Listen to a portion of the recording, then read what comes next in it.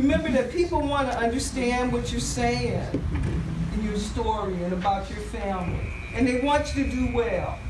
And they will lean in and listen, giving you the benefit, no doubt. No doubt. I learned to use familiar structures so that the listener knows what's coming. Like a joke that starts, knock, knock. Who's there? See, got it. Or this, how about this structure? 2 deltas and an AKA walk into a bar.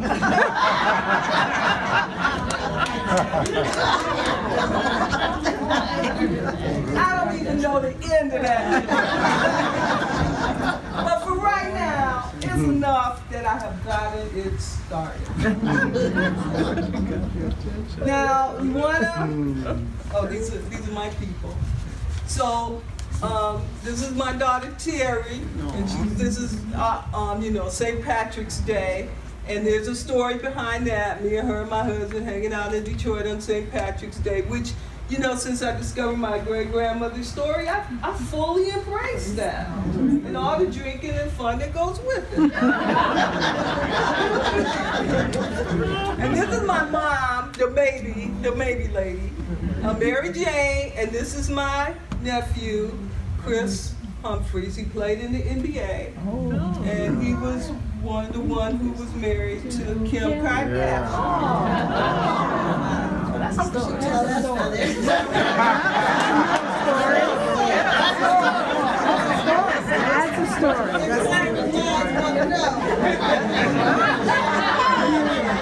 Yeah, that's a story. That's a story. So, my mother's story is in there too. My mother has 13 children. Yeah. So she's got quite a story.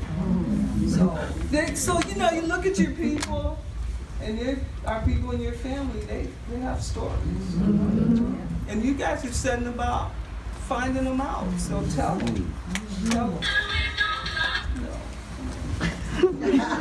Okay, here we go. No. It's not going the correct way. Well, look, you can get in touch with me. We aren't quite finished. Okay, here we go. We can go back. All right. Oh, not that. So, what can you do?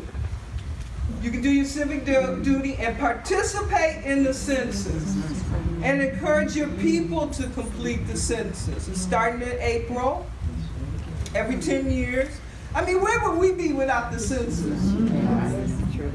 Right? We couldn't get very far. I was at the MLA, the King Jr. Breakfast, the Martin Luther King Jr. Breakfast last Saturday in the room downstairs where they're playing basketball today.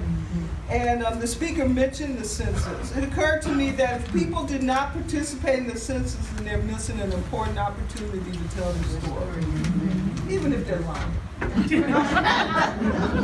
This is something people worry about. But even if you're lying, that's okay. Because then, if I do my research, I can see that you didn't quite tell the truth. Because I grew old in the microfilm room at the State Library of Michigan, looking at census records. And I would be excited about it. Just ask Michael, he'll tell you. Guess what I found today? Yeah.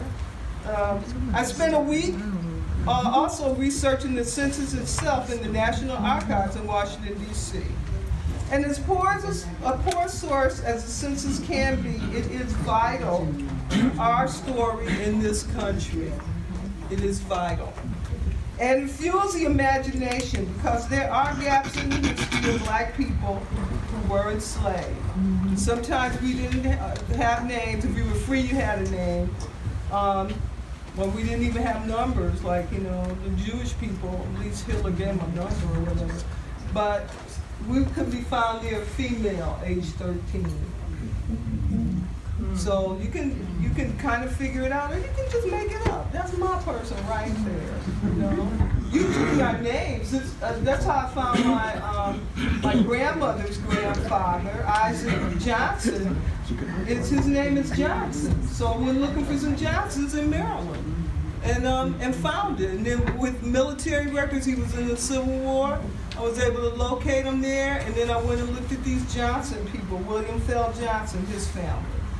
And then there's also the slave schedule.